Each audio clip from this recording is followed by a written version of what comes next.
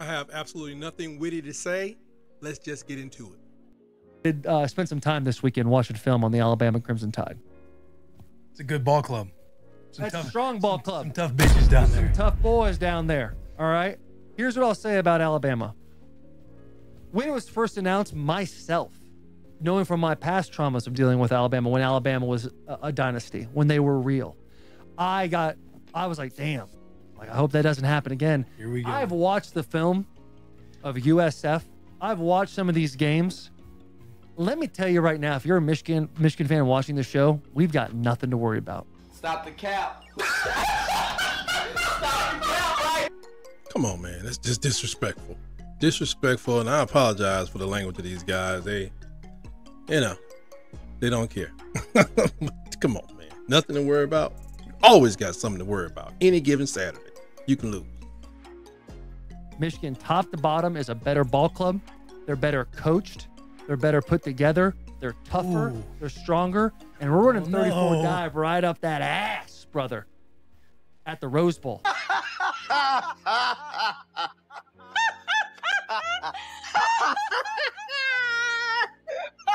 Which is why do you home, baby. What makes you say better coached? If you look at statistically how we do in the third quarter, I think there's been 3 points scored on us in the third quarter the entire season. We've outscored our opponents, I think, over 150 points to 3 in the third quarter. What does that tell me? That tells me when you go into halftime, and halftime's a lot longer in college, and you make the halftime adjustments, that is a sign of a great coached squad. When you watch tape of these teams and you see the DBs get lucky with a swipe when they're trying to break up a pass, as opposed to Michigan putting their hand through, stabbing through the pocket of the receiver, the vice tackles, the angles at both hips. We're looking good. Y'all got athletes. We're tougher, we're stronger, and we're just built different up north. I will say that. I think Michigan might actually win this game by double digits. Did I stutter?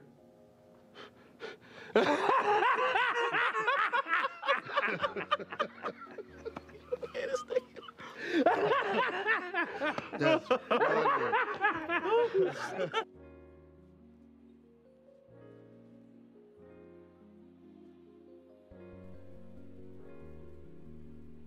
What'd you say, Mitch? bet on it. I've already bet on the Win National Championship. I did that last time. You bet on the score of the game now. I'm talking about. I have no money in my account right now. And I'll be honest with you guys, things have been tough lately. Okay, you guys see how I'm doing on slips and picks. All right. Yeah, it was a good weekend for your boy. 9-4 going in Monday night. That's it. You don't want to talk about Michigan, Alabama? I know where you stand. You're Roll Tide all the way. I mean, I'm not Roll Tide all the way. Yes, I want you guys to fail. That is very public information. Yeah. I just makes us stronger. Saying that we're better coached.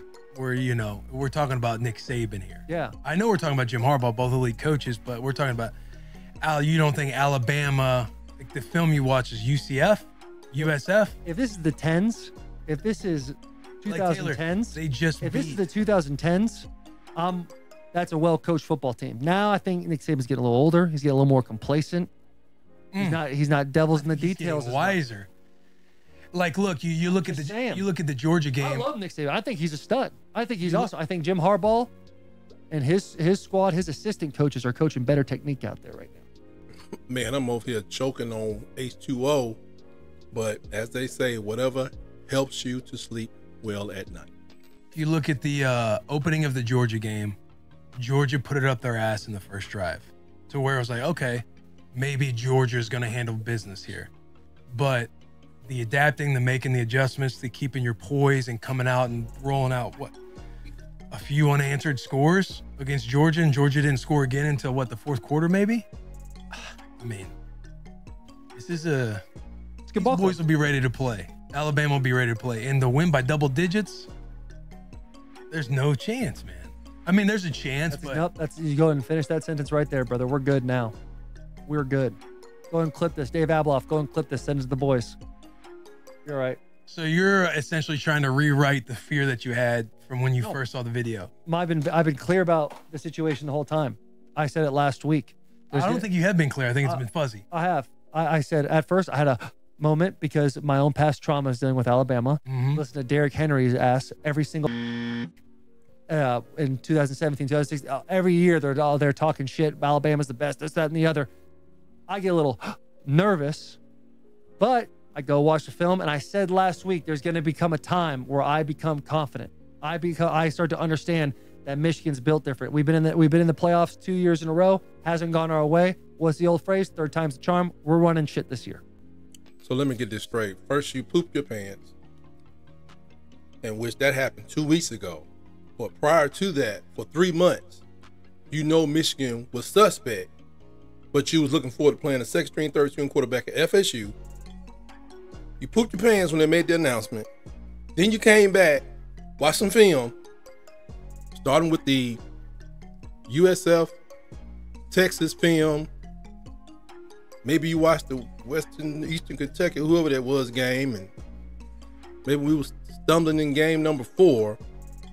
Then, at that moment, you got the glow, and you felt confident in your Michigan Wolverines. Check. We're running it. We're winning the national championship. Go ahead. I was gonna say you got the moment, but then you also continued to double down by saying Mike Tyson fears healthy, fears this. You ran with that for weeks. So I am saying you're course correcting right now, saying now you're as confident as ever. There's no need to fear the Crimson Tide. I think we're in a good place. I concur with his now. assessment. Wolverines are in a great place, and we're going to win the national championship. Okay. I like to sit where I'm at. I enjoy where I was. I think fear is healthy. I've moved on. I've watched the film, and now I'm more comfortable than ever that Michigan's going to beat Alabama's ass. As you may or may not know, I just recently dropped my 100th video, and to commemorate the moment, my kids bestowed upon me a wonderful honor. YouTube doesn't care that I have 100 garbage videos, but my kids do. So they made me this awesome gift. They made me this awesome plaque, for lack of a better phrase, to commemorate the moment. And if you would, I'm gonna put it up here. If you would, we, you know, I know a lot of you guys are busy, but if you could, please subscribe to this channel, because we want to eventually replace this with something. There's nothing better than this, but if you could, please like and subscribe to this channel. We really need it. Just please. Just I gotta talk to that boy about that. Yeah, we did it. All right, guys. That was some crazy talk by Lewan over there. But anyway, we're gonna move into this next video because I'm trying to look for an independent assessment and independent evaluation of things that Michigan can do to overcome the Crimson Tide. And a lot of these things we already know Coach Saban is going to be prepared for, whether you can stop them or not. So let's just get into this next video and hear what this guy has to say. I love how he lures you in with the how Michigan will win. He uses can throughout his video because he's going to do videos on all 4 playoff teams. But like I said, I'm looking for independent analysis, and maybe we'll get one. Let's get into the 5 reasons here. We'll start from the bottom and work our way to the top. We'll start with number 5 here. Number 5 has to be the offense for Michigan. So you look at offensively for Michigan this year, I should say the last 3 years, this Michigan offense has been very consistent, and they've also been inconsistent at times. But this offense for Michigan, in my opinion, is like close to being one of the best in the country. I don't know where he gets this from. According to the NCAA stats, and total offense as measured by yards per game, Michigan is the 68th offense in the country. Alabama's at 53, so I'm not touting that. I know we had a wonky season real early. But just another little thing, Alabama stopped 2 of the top 10 offenses in the country in LSU and Georgia. Moving on to number 4. Number 4 has to be the quarterback, J.J. McCarthy. So J.J. McCarthy has had a big year this year. Obviously, he's the reason why he's led this Michigan team to back-to-back college football playoff appearances. And also, he's led them into back-to-back Big Ten championships and also back-to-back wins against rival Ohio State. He's had a pretty good career at Michigan. This year, you look at his stats, about 19 touchdown passes and about 4 interceptions. So he's been taking care of the football pretty well. We haven't really seen him throw the football that much, though, in some games this year. Like, really, to be honest, in that Penn State game, he didn't really throw that ball that much. But in the Ohio State game, he had to really throw it because Ohio State's defensive line was really good at stopping the run. The running game did get past the defensive line of Ohio State, but J.J. McCarthy had to use his arm in that game a few times in that game against Ohio State. But again, J.J. McCarthy is the reason why Michigan is the number 1 seed. Probably number 1 seed because we lost to Texas, but I digress. He is a steadying force for that Michigan offense, but I would say that their defense has definitely led them. More on that in a moment. Let's move on to number 3. Number 3 is the defensive line for Michigan. This is one of the top defensive lines in the country. They are absolutely loaded with talent on that defensive line. They are going to have a big game in this one. Alabama's offense has gotten better as of late.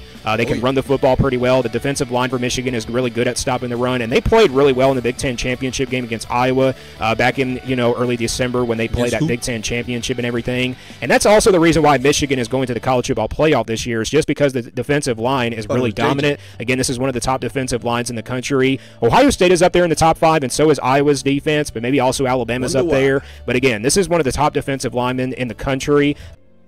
I'll tell you, this line has been totally awesome. Against Big Ten competition, because of course their non-conference schedule looks like a display case at Krispy Kreme, but they are up there. Now, he said that stuff about the offense being up there. They weren't up there. The defense, rushing defense, oh yeah, number 2 if I'm not mistaken, or number 2 in passing, number 5 in rushing. Moving on to number 2, and that is the running game. So this is where Michigan is really dominant on the offensive side of the football, and that is the running game. They got some really good running backs in the backfield with Blake Corum and Donovan Edwards. Yep. Blake Corum obviously did not play in the college football playoff semifinal game, so we'll see him in a playoff game this year. He's had a really wonderful season, one of the top running backs in the country, and definitely one of the top running backs in the Big Ten in history of Michigan football as well. Blake Corum's got 24 rushing touchdowns on the year and 1,000 yards, like 1,028 yards on the year. But don't forget about Donovan Edwards. Donovan Edwards is a great running back as well. He does have speed when he gets out of the backfield and everything. And again, it's going to come down to that offensive line. Can they give Blake Corum and Donovan Edwards plenty of room to run on this Alabama defense? Really, I don't think it's going to really be. I think it's going to be very difficult for Michigan to run the football here. But this is one of the keys here for Michigan. They have to run the football pretty well in this game in order to win. Yes, most times in playoffs, NFL, high school, whatever, you're going to have to run the ball pretty well. Somebody got to run the ball well to win. Michigan is ranked 60th in the country, and they base that off of yards per game in rushing offense. Alabama is 46th, but unlike Michigan, our numbers are very skewed because at the beginning of the year, forget about it. About 5 or 6 games, forget about it. Really, Michigan's first 3 games against the Krispy Kreme troop they played is skewed as well, but if we can keep them from running, they play into our wheelhouse. My number 1 reason why I think Michigan will beat Alabama in the college football playoff semifinal, and that number 1 reason is motivation. Stop the cap.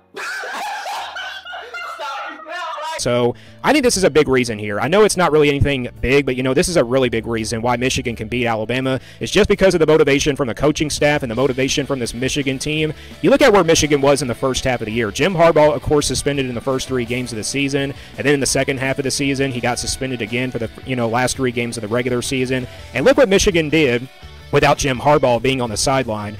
They defeated Penn State, they defeated Maryland in those close games, and then they obviously beat Ohio State in that rivalry game. So this is a motivated Michigan team, and with just this motivation, I think they have a really good chance to beat Alabama in this college football playoff game.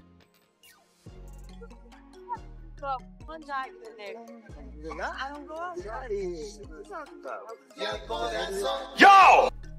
Yeah, you stepped on my Nikes with that one. Come on, man. You get my shoes dirty here. Everybody has motivators. I'm sure that TCU loss is a motivator. Being there 3 times or 2 times before and not winning is a motivator. Having not won a championship in a very, very long time is a motivator.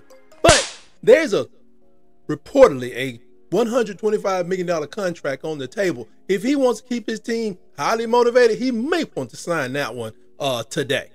Because I'm thinking you're leaving. But we have our own motivator. From the Pollock interview or the comment he made during last year's national championship, several things. The dynasty is dead. All these things. It's over for Alabama. They're not the team. They were this. Back when they were, it was dominant. They were a beast. All these other things that people have said, everybody has their motivators. But all in all, that's his opinion that I just strongly disagree with. That is all of nothing. I always say, I don't deal with emotions. I don't deal with emotions. And what that means is I've seen teams come out hype and about to blow a team off the field. It just happened in the NFL the other day. And it always happens in these bowl games. People are hyped. They're glad to be there. Then that Mike Tyson steps in there and says, everybody got a plan until they get punched in the mouth. There's a skill to football. I know Bo Jackson said, football is easier than baseball because all you do is line up in front of somebody and knock the person over in front of you. You can reduce to that level, but I think we're a little bit more advanced now. This guy's top 5 reasons are based in, do you respect the proving grounds of the Big Ten? I think there's a big difference. You win the Big Ten over and over, you're competing, you're just really going back and forth with Ohio State, really. Nobody else really threatens you. You get a close game. Oh, we know about that. But do you believe that the SEC proving ground is greater than that of the Big Ten? And then how much better is that proving ground? But until next time, everybody, let's get ready. Let's get ramped up. Hey, the next couple of days, hey, throw your scores down at the bottom. Some people are doing it already. Let's be nice down there in the comments area. Just a game. We're just letting off some stress. Everybody loves everybody. Let's be nice. And always remember, roll, tide, roll.